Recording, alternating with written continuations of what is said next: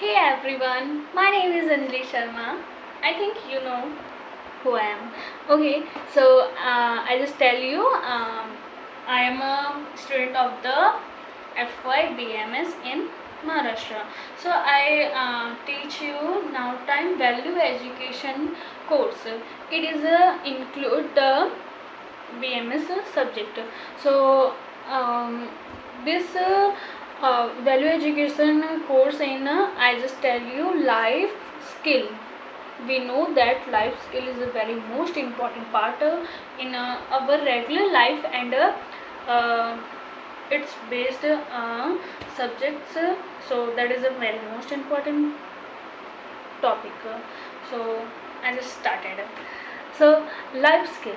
Life skill is the ability and that help individual effectively with the challenges and demands of everyday life. Some example of important life skill क्या है कि ये एक ability है that help individual इफेक्टली। ये क्या है, एक एक्टिविटी है जो एक चैलेंजेस को डिमांड्स को सभी के लाइफ में होता है। तो ये एक लाइफ स्किल है। लाइफ स्किल जो है बहुत सारे टाइप्स के होते हैं। मैं आपको बताती हूँ types of life skill. Now time I am showing you my notebook. This is the life skill and this is the topics points, many types of points of life skill in included. So I just started saying the types of life skill. So first type is what is the first type? Communication skill. It is a very most important skill. And then time management skill, problem solving, decision making skill, emotional intelligence, stress management, teamwork, leadership, self course skill. Helping skill is a very important now time we know that. And creative thinking and critical thinking and research skill. This is the skill of life skill.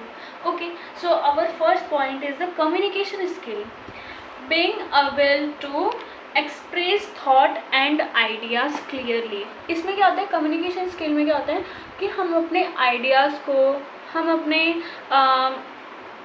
Expression के through बता सकते हैं। अभी मैं क्या कर रही हूँ आपके साथ, कम्युनिकेशन ही कर रही हूँ। और कम्युनिकेशन क्या होता है कि दो टाइप्स होते हैं। Communication is a two type, firstly verbal communication and non verbal communication. What is a verbal communication? Verbal communication means होता है, देखो एक होता है कि अभी मैं आपसे बातें कर रही हूँ, ठीक है, तो ये हो गया verbal communication, mouth to mouth, action to action.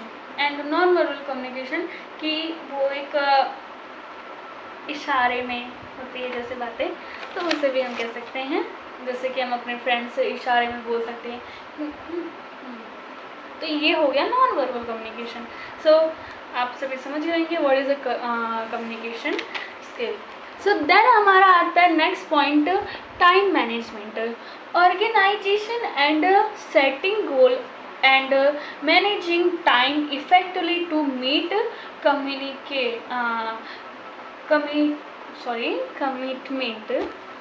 So what is the time management? देखो अगर हम कोई भी काम कर रहे हैं, हम अपनी पढ़ाई कर रहे हैं या फिर हम कोई जॉब कर रहे हैं, तो उसमें हमें सबसे फर्स्टली क्या देखना पड़ेगा, टाइम मैनेज करना पड़ेगा हमारा। अगर हम कोई भी काम कर रहे हैं उसको एक टाइम के थ्रू मैनेज करेंगे, एक टाइम टू टाइम मैनेज करके करेंगे ना, तो वो हमारा काम बहुत ही अच्छे से इफ़ेक्टली हमें वर्क जो होता है बहुत अच्छा इफ़ेक्ट देता है, समझे। Problem solving is very most important, most important। you know why? Actually देखो अगर हमें किसी की भी प्रॉब्लम है, अगर हम उसकी प्रॉब्लम को सॉल्व कर रहे, वो हमारे अंदर स्किल है, that is a very good skill for you. And so I just tell you, identify issue, analyzing situation, identify करना है problem को situation wise, and any personal solve any person solve the problem, जो भी person problem को solve करता है and up with effective solution to overcome obstacle.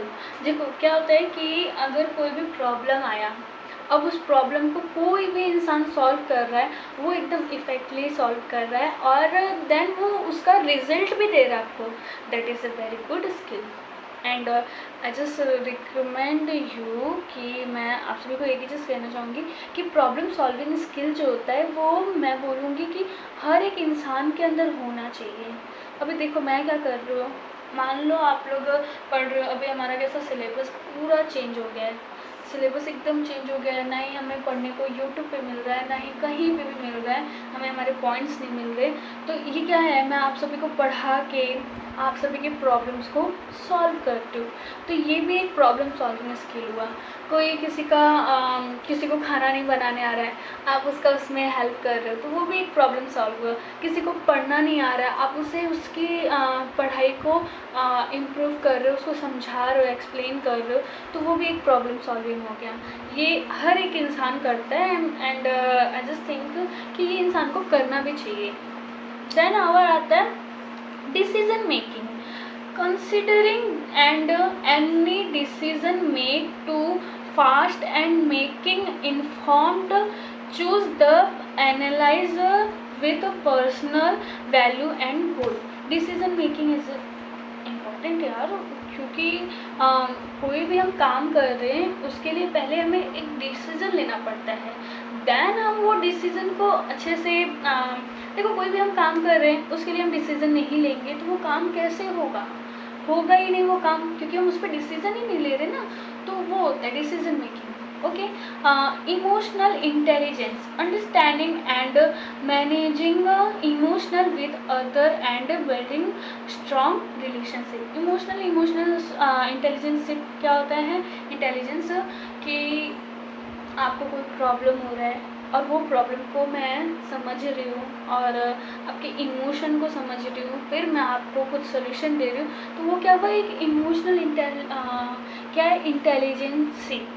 हाँ, तो ये क्या होता है कि ये भी एक इंसान के अंदर रहना चाहिए कि किसी को कोई प्रॉब्लम हो रहा है कुछ, वो आपको अपनी बातें इमोशनली वो आपको बता रहा है, तो आप उसकी बातों को समझो एंड देन हो सके तो उसकी कुछ हेल्प करो, that is the emotional intelligence.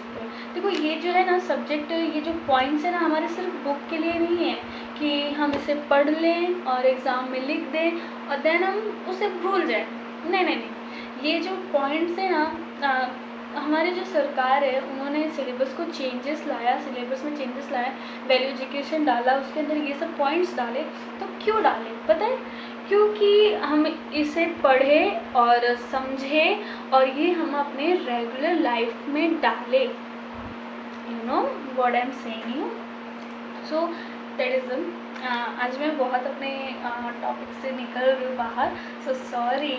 And stress management, then आया हमारा स्ट्रेस मैनेजमेंट। या स्ट्रेस तो बहुत होता है, हम जैसे बच्चों को नहीं बट बड़े बड़े लोगों को, हमें भी होता है, पढ़ाई के होते हैं, बट हमें पढ़ाई के स्ट्रेस लेनी नहीं चाहिए। हाँ, मैं तो एक ही चीज़ कहूँगी, स्ट्रेस नहीं लेने का, just chill and listen and right. Okay, and developing coping strategies to handle stress। क्या होता है कि हमें अपने डेवलप करने पड़ते हैं कि हम अपने स्ट्रेस को कैसे हैंडल करें, हमें ये भी स्किल आना चाहिए। अगर हमें कोई चीज़ का स्ट्रेस हो रहा है तो उसको लेके ऐसे करके बैठ नहीं सकते हम उसे, हमें उसको सॉल्व करना आना चाहिए। ये भी एक स्किल होता है जो कि काफ़ी इम्पॉर्टेंट होता है। पर्सपेक्टिव सेल्फ केयर, मतलब कि सेल्फ केयर करना, एनी मेंटली वेलबींग। क्या होता है अगर हम किसी के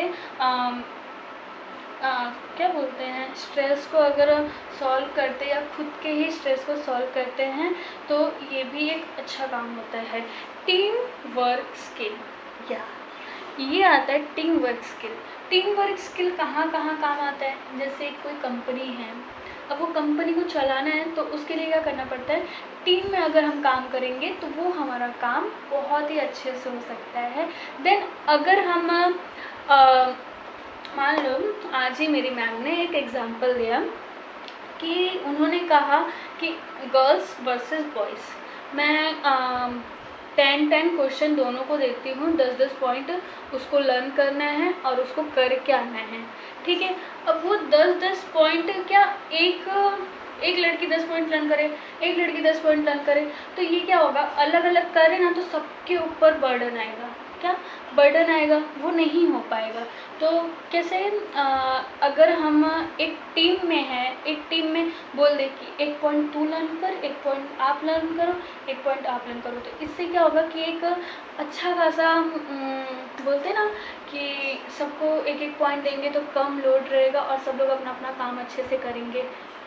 ये होता है टीम वर्क। अगर हम कोई भी काम कर रहे हैं, अगर उस काम को हम अकेले कर रहे हैं तो वो हमारे लिए बहुत ज़्यादा हो जाएगा, बट अगर उस काम को हम टीम में कर रहे हैं, टीम स्टडी कर रहे हैं, तो भी हमारे लिए बहुत अच्छा होता है। बट टीम स्टडी में पढ़ाई कम बातें ज़्यादा होती है, तो दैट इज़ ओके। क्या आता है देन, हमारा पॉइंट आता है लीडरशिप। लीडरशिप में क्या होता है, मोटिवेटिंग अदर, मोटिवेट करना है अदर, दूसरे लोगों को मोटिवेट करना है, गाइड करना है और इफ़ेक्टली लीड करना है ग्रुप में। एक लीडरशिप क्या होता है कि अगर एक कोई लीडर है ग्रुप का तो उसे हमेशा मोटिवेट करना रहेगा लोगों को, जो भी उनके टीम में लोग हैं, उनके एम्प्लॉयज़ बोल सकते हैं, एक लीडर के टीम में जो भी एम्प्लॉयज़ हैं उन्हें क्या, उसे हमेशा मोटिवेट करना पड़ेगा और सबसे पहले तो उसे खुद को डेवलप करना पड़ेगा। उसे एक लीडर को खुद को पहले मोटिवेट करना पड़ेगा, तब जाके वो सभी एम्प्लॉयज़ को, सभी वर्कर्स को मोटिवेट कर सकता है। देन आता है हमारा self care. Taking care of one physical, mental and emotional well being.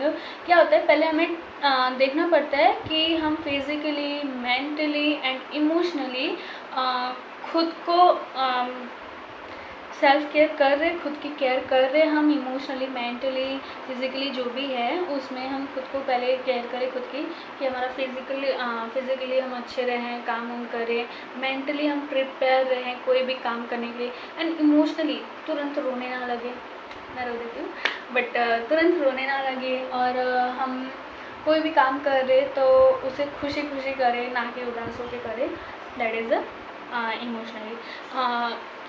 सो आता है क्या कि सेल्फ केयर में पहले क्या, खुद को केयर करना पड़ता है, खुद को इम्प्रूव करना पड़ता है फिजिकली, मेंटली एंड इमोशनली, तीनों में, that is a self care. Helping skill क्या होता है? Helping skill is a very important.